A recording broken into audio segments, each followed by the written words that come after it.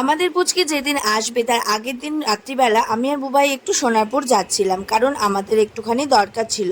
সবার প্রথমে চলে গেছিলাম এখানে বালিশ মশারির দোকানে। আমরা কিন্তু এখানে দেখছিলাম যে কোন মশারিটা নিলে সুবিধা হয়। আমরা কিন্তু কোনো দিনও এই জিনিসগুলো কিনি নেই, ফার্স্ট টাইম কিনতে গেছিলাম, সেই জন্য বুঝতে পারছিলাম না যে কোনটা নিলে ভালো হবে। তাই জন্য এই দিদাটাকে বলছিলাম আমাদের একটুখানি খুলে দেখিয়ে দিন, যাতে আমরা বুঝতে পারি যে কোনটা নিলে ভালো হয়। দিদা আমাদের এখানে খুলে দেখাচ্ছিল যে কোনটা নিলে কিন্তু ভালো হয়। তো বুবাই ও দেখছিল, আমিও দেখছিলাম, আমাদের এই মশারিটা তেমন একটা পছন্দ হয়নি। তো আমরা ওখান থেকে বেরিয়ে গেছিলাম, বেরিয়ে আমরা একটা এখানে অন্য দোকানে এসেছিলাম, এই বাসন্তী বেডিং স্টোরে। তো আমরা এখানে মশারিটা দেখছিলাম, আর এই মশারিটা কিন্তু আমাদের পছন্দ হয়েছিল। তারপর আমাদেরকে দিয়েছিল কালার দেখার জন্য।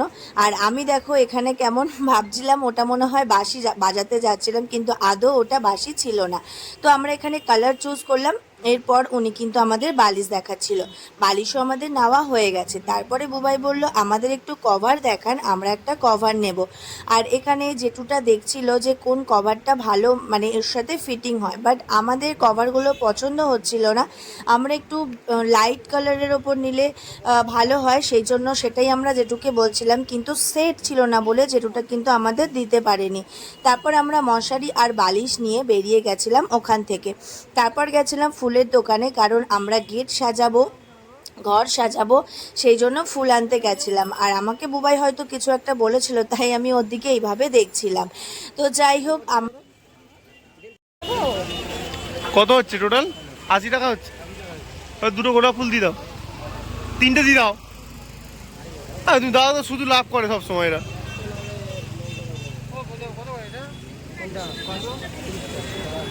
ফুচকা ফুচকা গোলাপ তুমি তিনটে দেবে। হ্যাঁ, একটু একটু গোলাপ তো একদম। হ্যাঁ ও বাবা, এখন দাম কম একদম।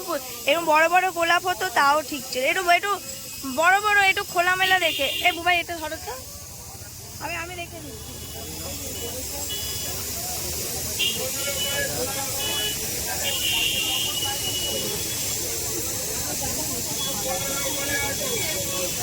ওটা আসবে, সাথে আসবে বলছে।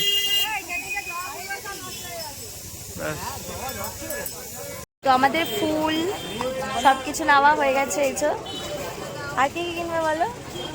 বালিশের কভার কিনবো আর বেলুন বেলুন বেলুন নেবো। আর কালকে তো পুচকু গাড়িতে আসবে, তার জন্য বেলুন ঘরে সাজাবো, তার জন্য কিন্তু আলো একটু প্রবলেম হচ্ছে। আর আমরা মোটামুটি সব কিছু নিয়ে নিয়েছি, ফুল টুল বালিশ টালিশ, এই যে কভারগুলো দেখি। তো চলো কোথায় যাচ্ছি পরে দেখা হবে। এরপর আমরা গেছিলাম এই গিফটটার দোকানে। আর বুবাই কিন্তু জিজ্ঞাসা করছিল এখানে বেলুন পাওয়া যায় কিনা, দাদাটা বলল কিনা যে হ্যাঁ পাওয়া যায়। তো আমরা সেটাই দেখছিলাম। রেড রেড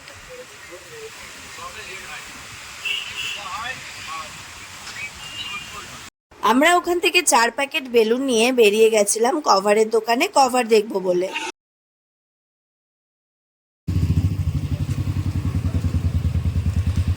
ওই সাদাটা দিন না, সাদাটা দেখাচ্ছে, কালার বের করছিলাম।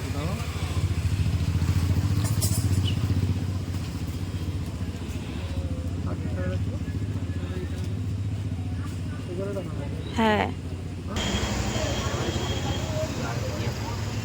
আমাদের কেনা কমপ্লিট হয়ে গেছে, পুরো অল টোটাল যা যা নেবো, যা যা করবো ভেবেছি সবই কিনে নিয়েছি। এরপর কাল কিন্তু সকালে আসবে, অবশ্যই কিন্তু তোমরা ফলো করবে যে আমি কীভাবে ওয়েলকাম করছি, মানে আমরা সবাই কীভাবে ওয়েলকাম করছি। আর একটু ম্যানেজ করে নিও, কারণ রাস্তার ব্যাপার, কোথাও আলো কোথাও অন্ধকার, সেই জন্য। তো অবশ্যই কালকে যেহেতু আমাদের বাড়িতে একটাই মেয়ে, সেই জন্য আমরা খুব ভালোভাবে গ্র্যান্ড ওয়েলকাম করতে চাই। তো তোমরা কিন্তু মানে অবশ্যই দেখবে যে আমরা কিভাবে ওয়েলকাম করছি। সেকেন্ড পার্ট ফার্স্ট পার্ট যেটাতেই হোক না কেন, সেটাতেই কিন্তু ফলো করবে। তো চলো এখন যাচ্ছি বাড়ি।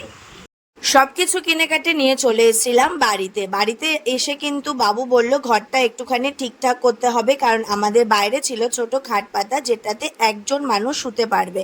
সেই জন্য এখান থেকে সব জিনিসগুলো বার করছিল, মানে আমার খাটের তলাতে ছিল যে বড় খাটের জিনিসগুলো বার করছিল, যাতে বাইরে বড় খাটটা পেতে রাখতে পারে। আর এখানে কিন্তু দেখো বাড়িটা পুরো ফাঁকা করে দিয়েছে, পুরো পরিষ্কার টরিষ্কার করে দিয়েছে, যাতে বাইরে বড় খাটটা পেতে নিতে পারে, যেহেতু পুচকি আসবে সেই জন্য। আর সোনামা দেখো এখানে শক্তিমানের মতো খাটটাকে কিন্তু আমার চাগিয়েছে, আর এখানে তারপরে বাবু এগুলো সব বার করছিল, যা যা প্রয়োজন ছিল সবই আমার খাটের তলায় ঢোকানো ছিল। আমি যেহেতু বাইরে নাচ করাই, তাই বড় খাটটা তুলে এখানে কিন্তু একজনের মতো খাট পাতা ছিল, তাই এখন ওটা চেঞ্জ করে বড় খাটটা পাতা হবে। আর বুবাই আর বাবু এখানে কিন্তু এক এক করে সব জিনিসগুলো বাইরে বার করে দিচ্ছিল, যাতে কোনো অসুবিধা না হয়। মানে খাটের তলায় ছিল অনেক ধুলো ময়লা পড়েছিল, সেগুলো সব পরিষ্কার করতে হবে, তাই সোনামা বললো এগুলোকে বাইরে রাখ, আমি ভালো করে পরিষ্কার করে দিচ্ছি। আর সোনামা কিন্তু পরিষ্কার করছিল। আর যদি বলো আমার কথা, আমি কিন্তু দেখছিলাম দাঁড়িয়ে দাঁড়িয়ে। আর আমার খাটের পিছনেও দেখতে পারো, খাটের আরেকটা দিক কিন্তু আমার খাটের পিছনে রাখা আছে, সেটাই কিন্তু বুবাই আর বাবু দুজন মিলে চাগিয়ে কিন্তু বাইরে বার করলো। বাইরে বার করে সব কিছু ঠিকঠাক করলো। আর আমিও বললাম আমার খাটটা তাহলে একটুখানি এদিক ওদিক করে চেঞ্জ করে দাও, মানে একটু ঠিকঠাক করে দাও। আর বাবু এখানে খাটের তলায় প্রচুর ধুলো ময়লা জমছিল বলে বাবু কিন্তু ঝ্যাঁটা দিয়ে পরিষ্কার করে দিচ্ছিল। আর আমার খাটটা একটু ঠিক করে দিচ্ছিল, পুরো দেয়ালের সঙ্গে সেটে গেছিলো বলে একটুখানি নাড়িয়ে চাড়িয়ে হালকা করে ঠিক করে দিল।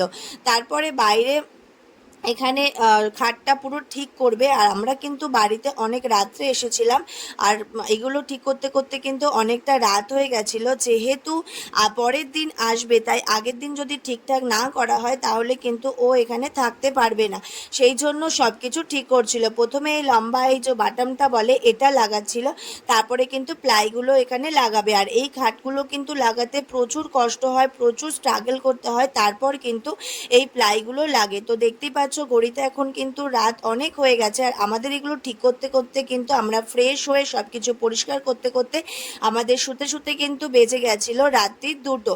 তো অবশ্যই কালকে ভিডিওটা কিন্তু ফলো করবে, কালকে কিন্তু অনেক মজা হবে, অনেক আনন্দ হবে। তো কালকে ব্লগে দেখা হবে।